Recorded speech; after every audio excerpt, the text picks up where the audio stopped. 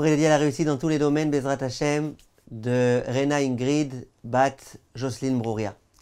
Chers amis, il y a beaucoup de gens qui se posent la question. Ils se disent, d'une part, j'ai la Emouna en Akadosh Baruch Hu, bien sûr. Moi j'ai la Emouna, je prie tous les jours, je fais plein de choses.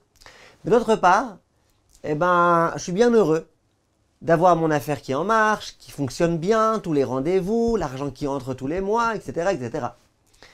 Et les gens, ils disent, comment je peux faire pour savoir si vraiment je me repose sur Dieu ou si je me repose sur le fait que j'ai mes affaires qui fonctionnent bien. Je parle des gens qui veulent vraiment s'introspecter, qui veulent savoir où ils en sont dans leur émouna.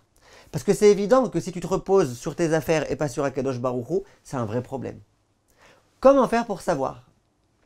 Bien, le Rav Biderman, il dit quelque chose de très très très joli. Il est écrit dans le Shulchan Aruch que lorsqu'on prie la prière de la Hamida, comme son nom l'indique, il faut être debout. Bon, que se passe-t-il si je suis debout, mais un petit peu comme ça, affalé?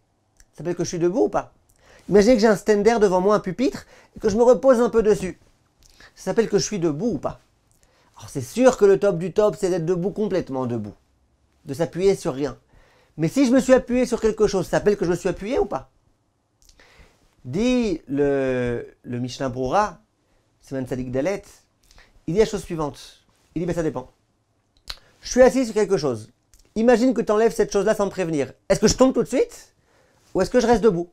Bon, je risque d'être un petit peu étonné, un peu effrayé, mais est-ce que je reste debout ou pas? Si par exemple je me repose un petit peu sur quelque chose, ok, tu vas l'enlever, je vais retrouver mon équilibre et puis voilà.